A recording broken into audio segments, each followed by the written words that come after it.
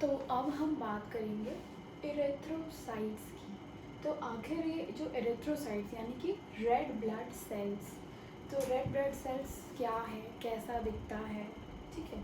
तो red blood cells जो होते हैं नॉर्मली जो ब्लड में इनका जो रेंज है that is 4.5 to 5.5 million cubic per M होता है। तो ये जो है ये हमेशा याद रखना है कि आरबीसी काउंट टोटल कितना होता है, 4.5 टू 5.5 मिलियन पर क्यूबिक एम होता है। नाउ सेकेंड इज कि जो आरबीसी होता है वो हमेशा कैसे होता है, नॉन न्यूक्लिएटेड, यानी कि जो आरबीसी के जो सेल्स होते हैं उसमें जो है न्यूक्लियस नहीं पाए जाते हैं, न्यूक्लियस एब्सेंट होते हैं।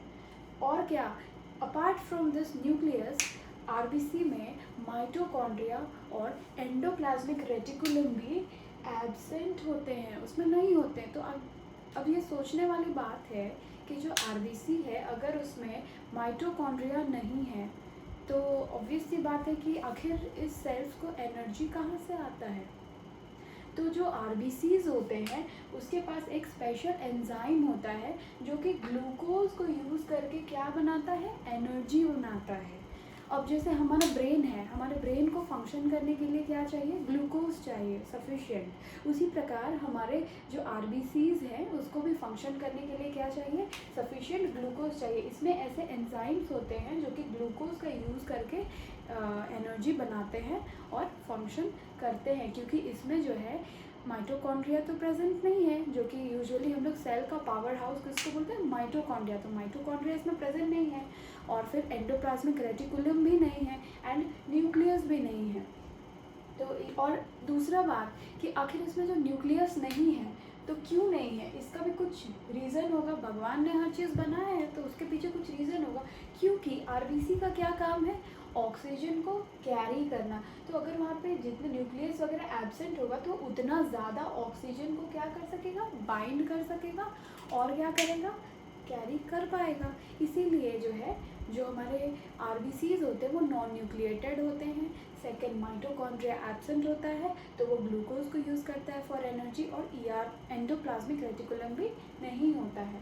सेकेंड, अब बात करते हैं शेप की, तो आखिर किस शेप का होता है। तो जो आरबीसीज हैं हमारे वो बाई कनकेव या डम्बल शेप के होते हैं, यानी कि एक डिस्क लाइक स्ट्रक्चर होता है इस तरह का जो कि बाई कनकेव। नेक्स्ट शेप हमने देख लिया बाई कनकेव डम्बल लाइक। अब नेक्स्ट है कि इसका क्या साइज़ होती है, दैट इज़ 7.2 माइक्रोन। 7.2 माइक्रोन जो है आरबीसीज का साइज़ होता है। अब बात करते हैं लाइफ स्पैन की, तो आरबीसीज का लाइफ स्पैन जो है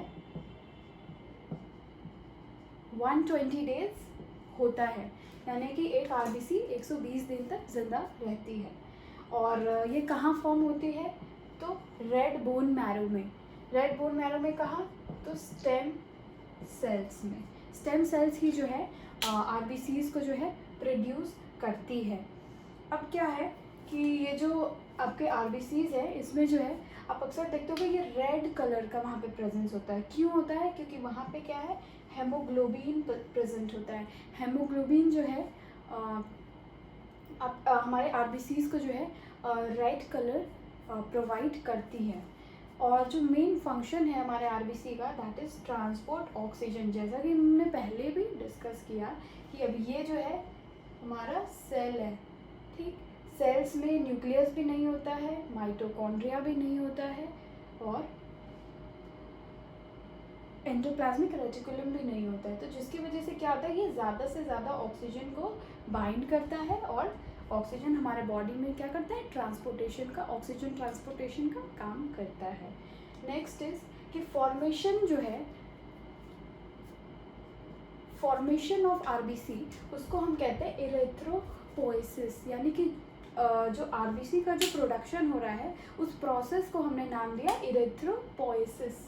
फिर जो आरबीसीज जो डिस्ट्रॉय होते हैं, यानी कि जो सेल का आरबीसीज का जो डेथ होता है वो कहाँ होता है, स्प्लीन में, बोन मैरो में और लीवर में। और जो आरबीसीज का जो ब्रेकडाउन होता है उसको हम कहते हैं हेमोलाइसिस। आरबीसीज के ब्रेकडाउन को हमने क्या कहा, हेमो लाइसिस। तो ये कुछ बातें थी एरिथ्रोसाइट्स के बारे में। अब हम लोग थोड़ा सा बात करेंगे एरिथ्रोपोइसिस के बारे में। एरिथ्रोपोइसिस क्या है? हमने बात किया कि जो फॉर्मेशन है आरबीसी का, जो आरबीसी पैदा हो रहा है, उसी प्रोसेस को हम क्या कह रहे हैं? एरिथ्रोपोइसिस। तो एरिथ्रोपोइसिस जो है, जब बच्चा पेट में ही रहता है, यानी कि फीटल लाइफ के पहले 3rd मंथ तक जो है, जो आरबीसीज का फॉर्मेशन है उन बच्चों में कैसे हो रहा है? मेसेनकाइमा ऑफ यॉर्क सैक, यानी कि जो मेसेनकाइमा है यॉर्क सैक का, उसके थ्रू होता है। फिर जब बच्चा 4 महीने का होता है तब तक जो है फिर जो है लीवर स्प्लीन से होने लगता है। बट तक जो है लीवर और स्प्लीन से होने लग जाता है, क्योंकि 4 मंथ तक जो है आपका लीवर और स्प्लीन जो है फॉर्म हो चुका होता है स्टोमक में, पेट में। तो इसीलिए जो है 4th मंथ के बाद से जो है जब तक बच्चे पैदा नहीं हो जाता है तब तक जो है लीवर और स्प्लीन से होता है। फिर जो लास्ट ट्राइमेस्टर होता है, यानी कि जो सबसे लास्ट ट्राइमेस्टर, यानी कि आपका 9th मंथ जो हुआ, आपका 7, 8, 9 मंथ जो है प्रेगनेंसी का, जो लास्ट ट्राइमेस्टर में हमको जो है देखने को मिलेगा कि बोन मैरो से भी जो है एरिथ्रोपोइसिस यानी कि आरबीसी का फॉर्मेशन होना स्टार्ट हो जाता है। फिर बात करते हैं जन्म के बाद। तो जन्म के बाद हम सभी जानते हैं कि जो फ्लैट बोन्स हैं, scapula, ribs, sternum, skull bones, जो कि फ्लैट बोन्स होते हैं, उनमें आरबीसीज पैदा होती हैं। फिर बात करते हैं लॉन्ग बोन्स, जैसे कि हमारे फीमर का हो गया, हमारा ह्यूमरस हो गया। तो जो लॉन्ग बोन्स है उनका जो ये एपीफाइसिस रीजन जो है, और ये जो डाईफाइसिस वाला जो रीजन है, यहाँ पे जो इसका जो शाफ्ट है, ये शाफ्ट पे जो है यहाँ पे जो है आरबीसीज, बोन मैरो जो है यहाँ पे आरबीसीज का प्रोडक्शन होता है। लेकिन जब बच्चा 20 साल बाद, जब उसका एज 20 ईयर्स हो जाता है, उसके बाद क्या होता है, ये जो रेड बोन मैरो है, ये जो है इसमें फैट का डिपोजिशन होने की वजह से ये येलो बोन मैरो में कन्वर्ट हो जाता है, जिसकी वजह से क्या होता है कि उस टाइम पे जो आपका जो ये रीजन है, यहाँ पे येलो बोन मैरोज जो है आरबीसी का प्रोडक्शन वहाँ पे फिर नहीं होता है। उसके बाद जो हमारे बॉडी में जो भी हमारे इरेगुलर बोन्स हैं, जैसे कि वर्टिब्रा हो गया, पेल्विक बोन हो गए, वहाँ से हमारा जो है आरबीसी का प्रोडक्शन होता है। अब हम लोग देखेंगे एरिथ्रोपोइसिस के क्या क्या स्टेजेस है। आखिर हमारे बॉडी में जो ब्लड की कमी हुई है तो कैसे पता चलेगा कि ब्लड की कमी है, बॉडी को कैसे पता चलता है, और फिर ब्लड का फॉर्मेशन स्टार्ट होता है, यानी कि एरिथ्रोपोइसिस का प्रोसेस स्टार्ट होता है। तो कैसे होता है, और सबसे पहले जानते हैं कि कैसे पता चलता है बॉडी को। तो हमारा जो बॉडी में जैसे ही आरबीसीज की कमी होती है, तो ऑब्वियस सी बात है आरबीसी की कमी होगी, इसका मतलब है कि ऑक्सीजन भी कम होगा, कहीं ना कहीं बॉडी में हाइपोक्सिया का कंडीशन होगी, बॉडी में ऑक्सीजन की कमी होगी, और जैसे ही कमी होगी तो हमारे बॉडी में जो है एरिथ्रोपोइटिन हार्मोन जो है वो रिलीज़ हो जाता है। और वो कहाँ से रिलीज़ होता है? किडनी से होता है। किडनी में रीनल कॉर्टिकल इंटरस्टिशियल सेल्स हैं, जो कि जैसे ही बॉडी में हाइपोक्सिया का कंडीशन होता है, किडनी क्या करती है, एरिथ्रोपोइटिन नाम के हार्मोन को रिलीज़ करती है, जिससे कि ये एरिथ्रोपोइसिस का जो आपका ये है ये स्टार्ट हो जाता है, यानी आरबीसी का फॉर्मेशन स्टार्ट हो जाता है। तो जो हमारा आरबीसीज है, सबसे पहले आरबीसी के बारे में जानते हैं। ये जो आरबीसी है हमारा, इसमें जो है 61% वाटर है और 38% हेमोग्लोबिन से ये बना है। तो बात करते हैं कि आखिर ये जो पूरा स्टेज है, जैसे जैसे ये फॉर्म होता है तो कैसे होता है। तो सबसे पहला है, तो फर्स्ट स्टेज था प्रो एरिथ्रोब्लास्ट, ये जो है हमारा फर्स्ट स्टेज है। फिर सेकेंड स्टेज होता है अर्ली नॉर्मोब्लास्ट, ये जो है एरिथ्रोपोइसिस का सेकेंड स्टेज है। और थर्ड स्टेज है इंटरमीडिएट नॉर्मोब्लास्ट। इस स्टेज में क्या होता है कि जो हेमोग्लोबिन है उसकी अपीयरेंस दिखने लगती है।